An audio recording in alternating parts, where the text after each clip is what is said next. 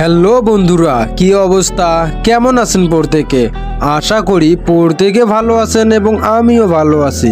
তো বন্ধুরা, আপনারা কি জানেন বর্তমান বাজারে OnePlus আরও একটি স্মার্টফোন লঞ্চ করে দিয়েছে, আর এই স্মার্টফোনটির নামে থাকতেছে OnePlus Nord N30 AC 5G। তো চলুন আজ কথা বলতে চলছি এই স্মার্টফোনটা নিয়ে।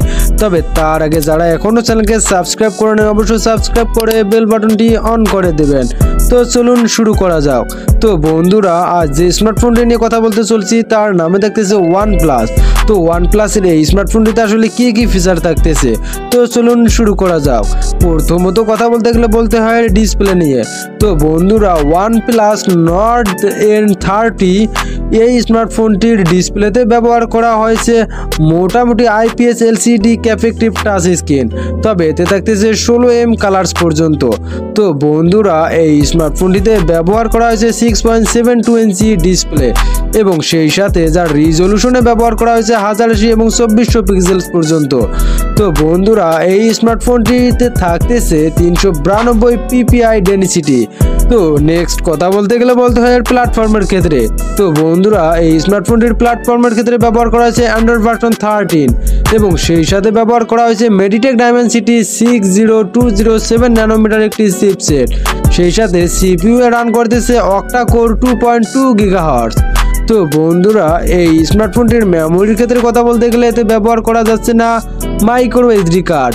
তবে আপনি চাইলে এটাতে ব্যবহার করতে পারেন ইন্টারনাল কাজ 128 GB এবং সেই সাথে র্যামের ভেরিয়েন্টে থাকতেছে 4 GB পর্যন্ত। তো বন্ধুরা, যার ক্যামেরার ক্ষেত্রে থাকতেছে মেইন ক্যামেরায় 50 মেগাপিক্সেল এবং সেই সাথে আরও একটি ক্যামেরা থাকতেছে 2 মেগাপিক্সেল পর্যন্ত। তবে এর ফিচার্সে থাকতেছে LED ফ্ল্যাশ HDR এবং প্যানোরামা এবং উভয় ক্যামেরা দিয়ে আপনি ভিডিও রেকর্ডিং করতে পারবেন 1080 পিক্সেল পর্যন্ত এবং সাথে থাকতেছে 30 FPS।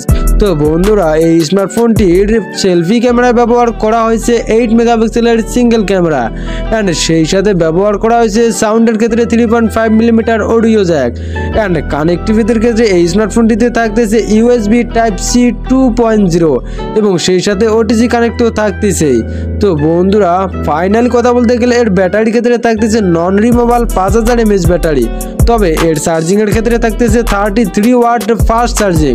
সর্বোচ্চ আপনার চার্জ করতে সময় লাগতে পারে 30 মিনিট পর্যন্ত।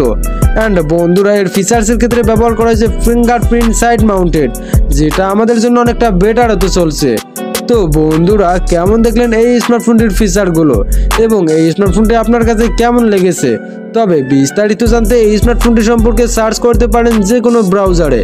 তো বন্ধুরা, অবশ্যই জানিয়ে দিবেন কেমন লেগেছে আপনাদের কাছে।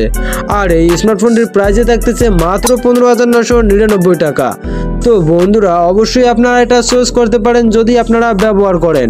তবে যারা হাই পারফরমেন্স গেমিং করেন তাদের জন্য মোটেও এটা ভালো হতে চলছে না। তো আপনারা যদি এমনি স্যাম্পল ব্যবহার করার জন্য একটি স্মার্টফোন খুঁজে থাকেন তাহলে আপনারা এটা চুজ করতে পারেন। তো বন্ধুরা, ঠিক আছে, আবারও দেখা হচ্ছে নেক্সট কোনো ভিডিওতে। সে পর্যন্ত সকলে ভালো থাকবেন অ্যান্ড সুস্থ থাকবেন। ধন্যবাদ সকলকে।